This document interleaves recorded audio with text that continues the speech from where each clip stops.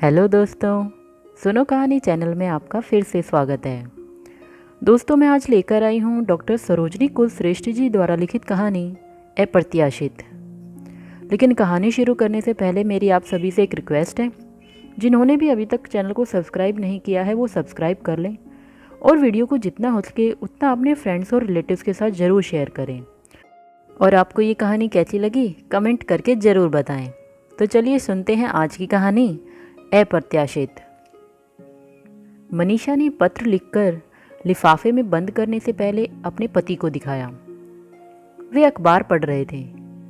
मनीषा के कहने पर अखबार एक ओर रखकर पत्र पर नीचे अपने हस्ताक्षर कर दिए और मनीषा को लौटाकर फिर अखबार उठा लिया। मनीषा कुछ देर तक सुधाकर की मुद्राओं को पढ़ने का प्रयत्न करने लगी। उधर से किसी भी भाव की अभिव्यक्ति न पाकर पत्र को लिफाफे में बंद करके जीना उतरकर पास के ही लेटर बॉक्स में डाल आई। पत्र पढ़ा क्यों नहीं, इसका उत्तर पाने के लिए वह दिन भर छटपटाती रही। ऐसे व्यस्त भी नहीं थे कि पत्र पढ़ने का या कम से कम उसे देख लेने का ही समय ना हो उनके पास। फिर क्या कारण हो सकता है?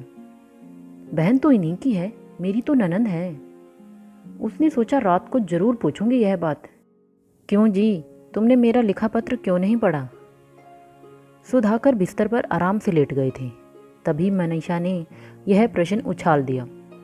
सुधाकर जैसे उससे नजरें नहीं मिला सके, करवट बदलकर बोले, तुमने जो कुछ लिखा होगा ठीक ही लिखा होगा, मुझे तुम पर पूरा विश्वास है। मनीषा बगल में लेट गई पर आश्वस्त नहीं हुई।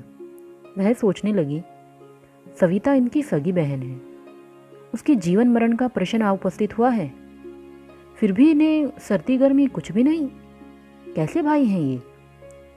एक नहीं दो दो भाई हैं, पर जैसे सभी भावनाओं से शून्य हैं। खैर मुझे क्या, मैं तो एक लड़ाई लड़ रही हूं, उसमें विजय पाने की भी पूरी आशा है। कुछ देर उसी विषय में सोचते सोचते वह नींद की गोद में समा गई। सुबह उठी तो सुधाकर को चाय देने के बाद नहाते धोते अतीत की बातें उसे याद आ गई। आखिर कारण क्या है?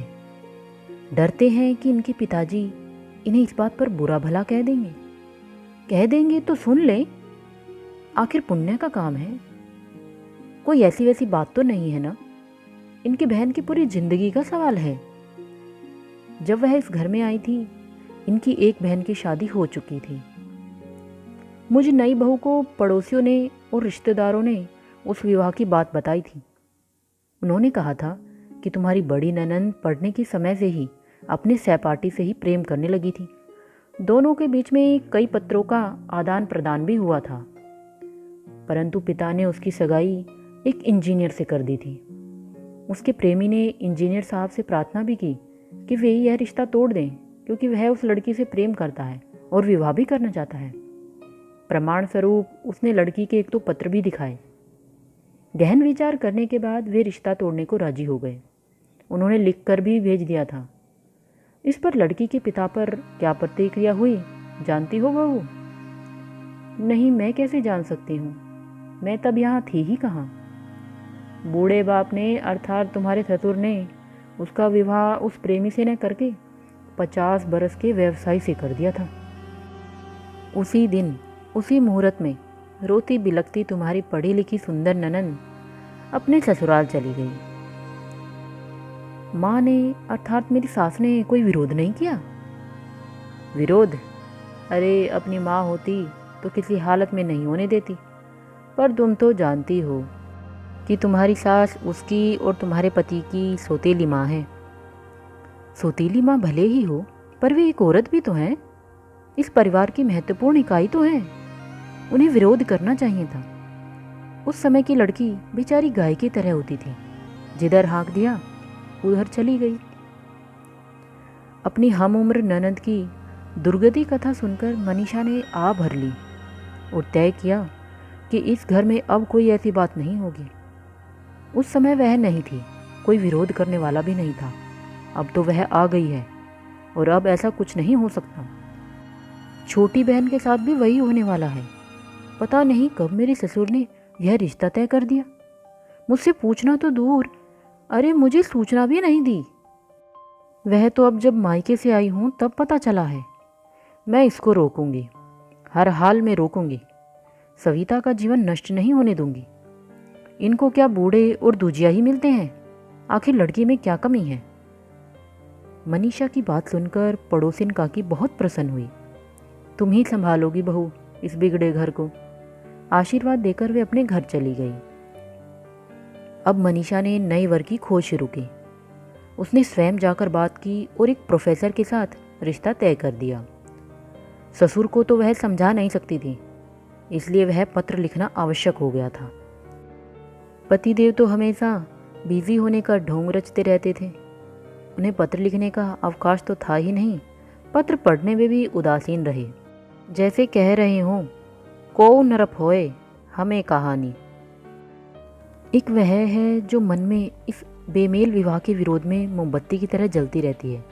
जलती ही नहीं, गलती भी रहती है। क्या खाया क्या पहना उसे कुछ पता नहीं। उधर सविता को कढ़ाई बुनाई सिखाती, बड़े घर में रहने का गुर सिखाती, इधर उसके भविष्य की चिंता में व्यस्त रहती। उसे दुख था तो यही कि वे इस लड़ाई में अकेली हैं, कोई भी उसके साथ नहीं है। उसे याद आया कि वर के शहर में उसके जीजाजी भी रहते हैं, वे भी एडवोकेट हैं। तो यदि मनीषा उन्हें पत्र लिखे तो वे उस संभावित वर को समझा सकते हैं। तब तो सब कुछ ठीक हो जाएगा। यदि वे स्वयं इस घर में इस लड़की से विवाह न करने की बात लिख दें, अर्थात अस्वीकार कर दें, तो बात बन सकती है। इसलिए पत्र लिखे गए थे।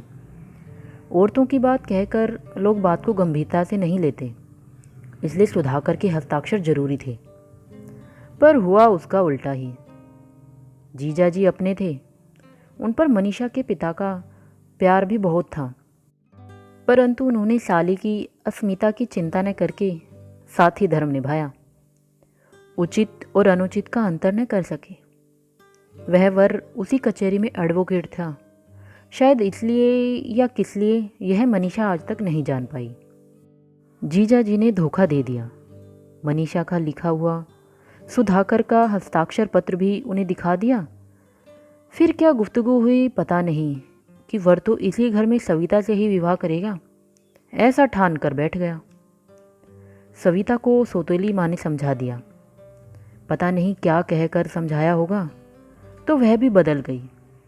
सुधाकर ने कह दिया था कि मैंने तो कुछ भी नहीं किया, मुझे तो मालूम भी नहीं कि वह किसको पत्र लिख रही है और उसमें क्या लिख रही है। अब रह गई मनीषा अकेली, क्या करे वह। भीतर की अग्नि अब बाहर आकर उसे जला रही थी। सविता का जीवन तो बर्बाद हुआ ही, समाज के प्रति भी अन्याय ही हुआ। काश अकेली न पड़ जाती। काश उसका पति अपनी बहन का जीवन बचाने के लिए उसका साथ देता, अर्थात पिता से विद्रोह करता, माँ को समझाता, तो अपनी बहन के प्रति कर्तव्य निभा लेता। सबसे बढ़कर तो जीजा जी ने धोखा दे दिया। काश उनको पत्र ने लिखा होता। यही कुछ प्रश्न अभी तक उसका पीछा किए रहते थे। ऐसे में पड़ोसिन काकी के शब्द दिलासा देते। उन्होंने कहा, शाबाश बहू, तुम्हारी जैसी साहसी और बहादुर बहू मैंने दूसरी नहीं देखी। अपनी ननद के लिए तुमने जो किया वह कोई दूसरी नहीं कर सकती थी। अब किसी के भाग्य को थोड़ी ही बदला जा सकता है। तुम्हारा नाम सब जगह रोशन हो रहा है बेटी। पर मैं उदास थी, निराश थी और अपने को हारा हुआ समझ रही थी। यह लड़ाई मैं क्यों हार गई? चलते फिरते सभी कार्य करते हुए भी यही कांटा चुभा रहता था। काश मेरे पति मेरे साथ होते। दोनों का साथ, दोनों की सहमति कितनी आवश्यक है, इसे मैं लगातार अनुभव कर रही थी। कुछ दिन यूं ही गुजर गए। फागुन में विवाह है, किंतु अभी तक कोई समाचार नहीं आया। तभी एक दिन पतिदेव मुस्कुराते हुए घर में घुसे। मनीषा ने पूछा, आज क्या बात है, बड़े प्रसन्न दिखाई दे रहे हो। सुधाकर बोले, बात ही ऐसी है, तुम सुनोगी तो उछल पड़ोगी। रीता के भावी वर ने रिश्ता तोड़ दिया है। तुम्हारे जीजा ने उन्हें समझाया कि जहाँ कोई विरोध माने वहाँ कभी नहीं जाना चाहिए, और मैंने भी अपनी जिद्दी पिता को समझाया था। खैर अब तो बात खत्म हो ही गई। मनीषा सुनते ही रोने लगी। सुधाकर के सीने से लग गई। मैंने तुम्हें गलत समझा, मुझे माफ़ कर दो सुधाकर। सुधाकर ने बोला, नहीं मनीषा, माफ़ी तो मुझे मांगनी चाहिए। मुझे तो तुम्हारे ऊपर गर्व है। I am proud of you Manisha. तो दोस्तों, इसी के साथ इस कहानी का सुखद अंत होता है। तो चलिए मिलते हैं एक नई वीडियो में एक नई कहानी के साथ। तब तक के लिए गुड बाय।